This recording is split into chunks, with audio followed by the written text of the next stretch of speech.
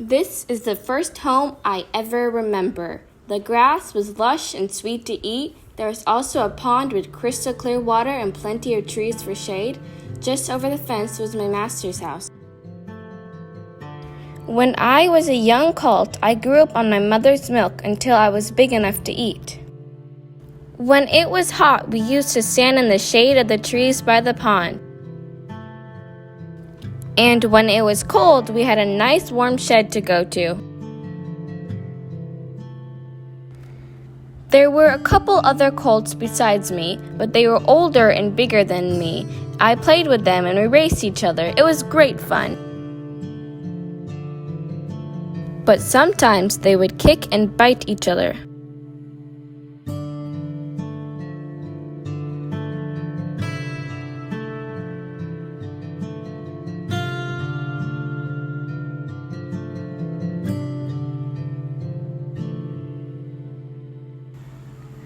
I want you to pay attention to what I am going to say.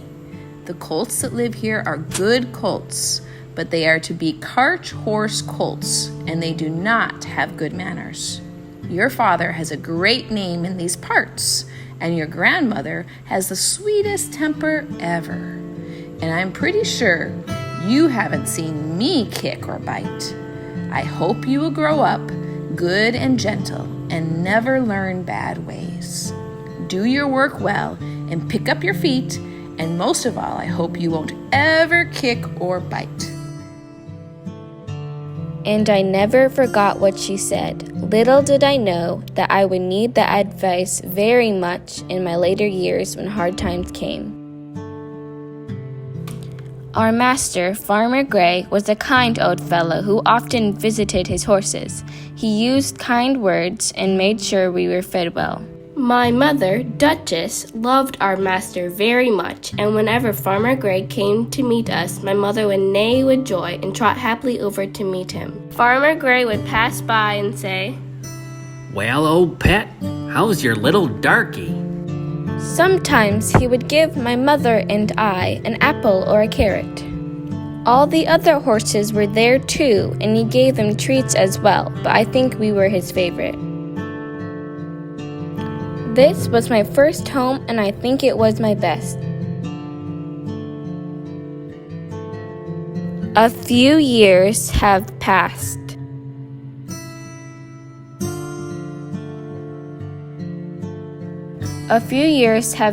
And I was sold to Squire Gordon, a well-known person who lived on the outskirts of Birtwick village.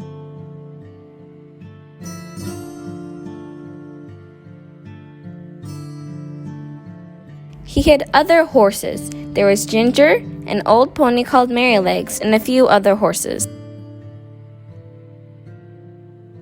Squire Gordon and the groom, John Manley, was very happy with me. The squire and his wife called me Black Beauty because of my black handsome coat. I soon made acquaintances with the other horses and the pony. And when we had a break from work, we would gather under the chestnut tree and have a good talk. We were rather well off, and we were barely whipped because our master didn't believe in whipping a creature. There was a stable boy called James Howard as well, and we all liked him, and he liked us. He was very good with his work. However, one day he was transferred to another stable and started working for someone else. Goodbye, everybody. I'm going to another farm to work. A very young boy called Joe Green replaced him. Hi, everyone. I'm Joe Green. One day, I had to gallop a lot to fetch the doctor as the mistress was near death. I was so tired and hot when I came back to Birtwick Park. Little Joe Green, inexperienced as he was, gave me cold water and didn't put a blanket over me, thinking I would be hot. The cold water was good, but it chilled my stomach, and without a blanket, I started shivering. I caught a deadly cold and had to be nursed back to health. John Manley was very angry with Joe. How could you have done such a thing? I'm so mad at you. But I lived and recovered. The Gordon family had to move away, which meant they had to sell everything, including their horses. I was very sad to part with my friends in this happy place. I was in Birtwick Park for 3 happy years.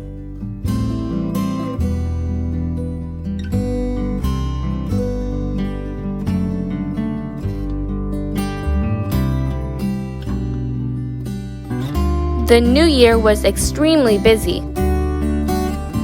Jerry, who is my kind owner and well-known cab driver, has been working up to 11 p.m. on most nights in the icy cold air.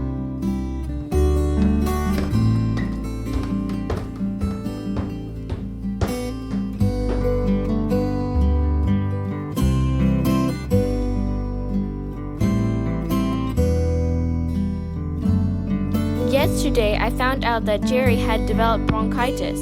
He couldn't work and looked helplessly pale. He was on the verge of death by the look of his frail, shivering body. Luckily, the doctor came around and said he would recover. Today, though, Jerry didn't come to meet me in my stable. Harry Baker did. He's the son of Jerry and often helps look after the horses. He is talking about Jerry becoming a coachman when he is better and moving to an estate. Hotspur has been sold to Governor Grant, Harry tells me. He is worried about me and my future after everything I've been through. I'm worried too. Where will I go? What will I do? How will I survive? And a million other questions run in my head like a waterfall without an end.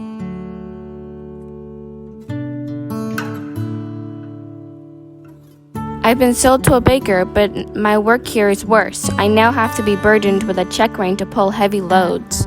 The baker is nice, but the workers here beat me when I struggled to pull the bulky loads. Today, while I was pulling yet another massive cartload, a lady came by Jake's, the name of one of the workers, and stood looking at me. What a handsome horse! Is he yours, mister? My name is Jakes, and no, he isn't mine. He belongs to the ever-famous bakery down the street. He is handsome, isn't he? He never hurt anything or anyone. If he'd never hurt anyone, why do you keep him on a check rein? Look at his skin beneath, all wrinkled and scarred. Could you release it for a moment? Jakes released the rein, and I felt my lungs gather up more air, and I walked forward with more ease.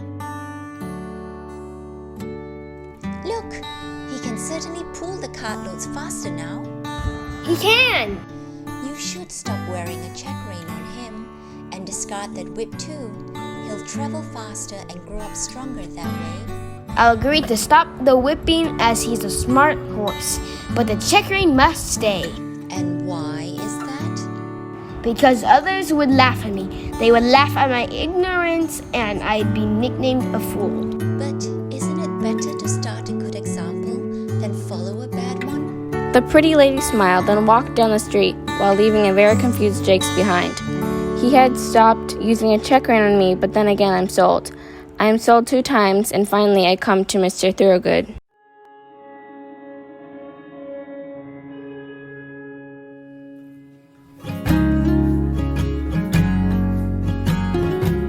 When I was sold to the baker, the check rein and whip made me weak and thin, and my condition worsened when the baker sold me to a cruel man, or the owner, before I came to Mr. Thorogood. I was never given a kind word there. My neck was so thin, and oh, my poor legs were so stiff. It was torture. However, Mr. Thorogood, who is a farmer, and his grandson Willie were very kind and gentle to me. Many months have passed, and I felt the strength coming back to me. My legs weren't stiff anymore, and my neck wasn't thin. I felt nearly as active as a young horse again. Mr. Thorogood and Willie were delighted to see me active and healthy. One summer day, I was so thoroughly clean that I thought some new change must be at hand. They kept brushing my coat until it was smooth and shiny. My legs and fetlock were trimmed. They even combed and parted my forelock. After they were satisfied with my appearance, they harnessed me to the chaise, which by the way had an extra polish and was glistening under the sun, and led me to the village. I was looking rather smart, I suppose, with my coat shining and chaise glistening under the bright sun as we trotted along the road. As we made our way, we passed by a nice pretty house with a lawn in front. Even though it was still a mile or two before the village, I felt the reins tighten, which meant the farmer wanted me to stop. So I halted in front of the pretty house and I saw Willie go towards the door and ring the bell.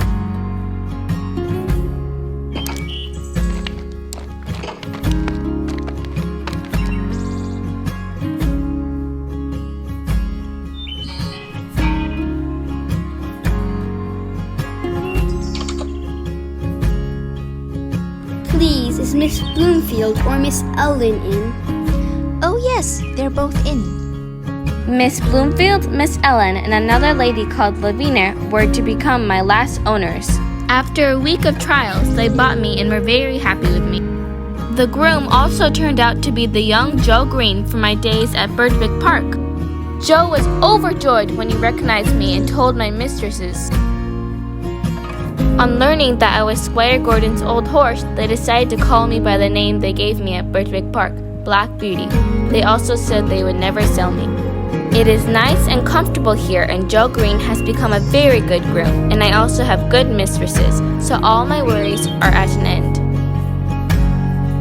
This is also where my story ends, and I am ever so happy here.